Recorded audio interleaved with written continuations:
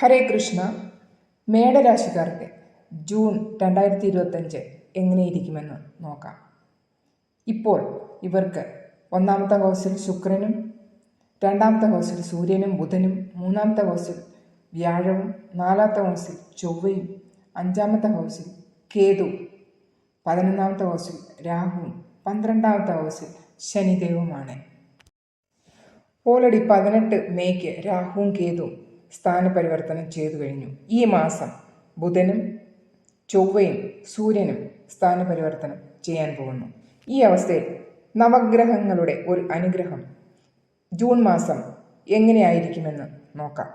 Shorts video കാണുന്നവരാണെങ്കിൽ വിശദമായിട്ടുള്ള video ചാനലിലുണ്ട്, ദയവായി പോയി കാണുക.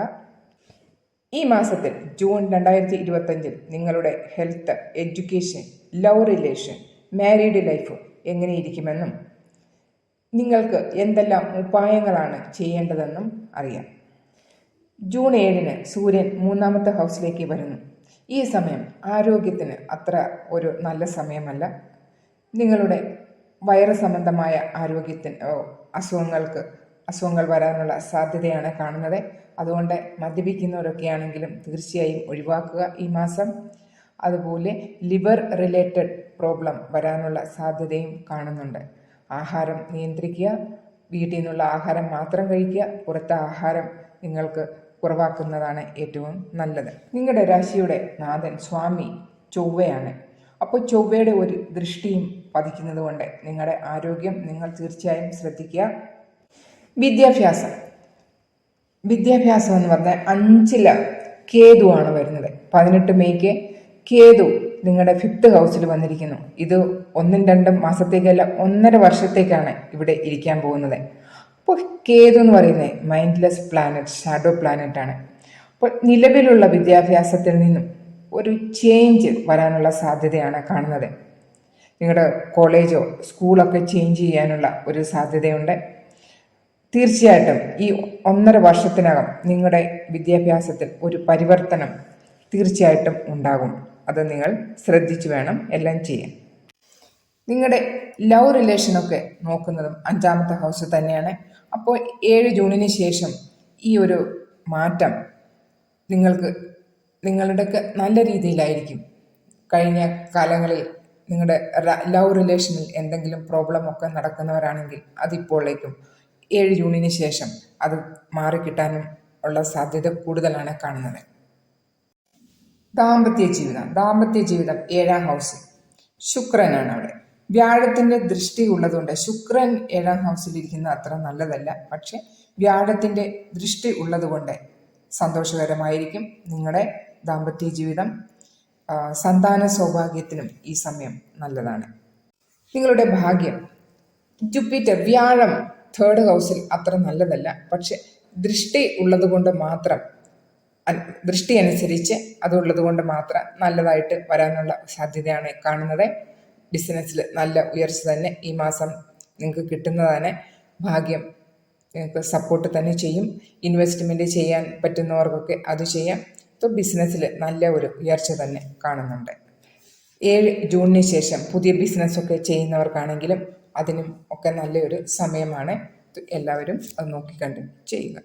വിദേശ ജോലിക്ക് ആഗ്രഹിക്കുന്നവർ അതിന് നല്ലൊരു സമയമാണ്. അതിനും ഒരു പരിവർത്തനം ഏതായാലും നിങ്ങളുടെ ജീവിതത്തിൽ ഈ മാസം വന്നേക്കാം.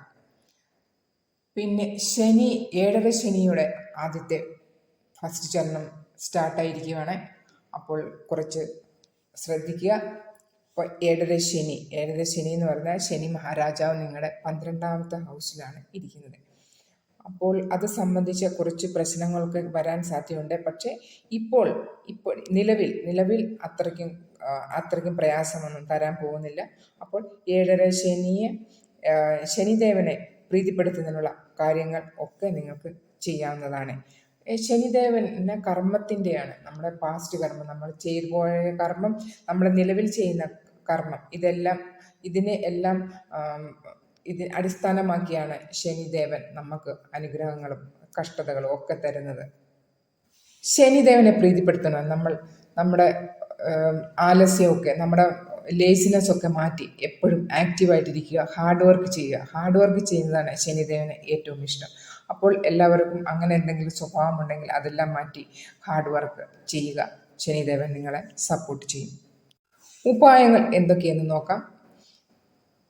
ശനി ദേവനെ പ്രീതിപ്പെടുത്തുന്നതിന് വേണ്ടി ബീജമന്ത്രം, ശനി ബീജമന്ത്രം 108 തവണ, ഹനുമാൻ ചാലിസ ഡെയിലി വേണം.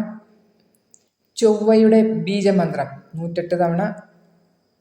സൂര്യഭഗവാനെ രാവിലെ സൂര്യൻ ഉദിച്ചതിന് ശേഷം 1 മണിക്കൂറിനകം ഉദിച്ച സമയത്ത് കൊടുക്കുന്നത് ഏറ്റവും നല്ലതാണ്.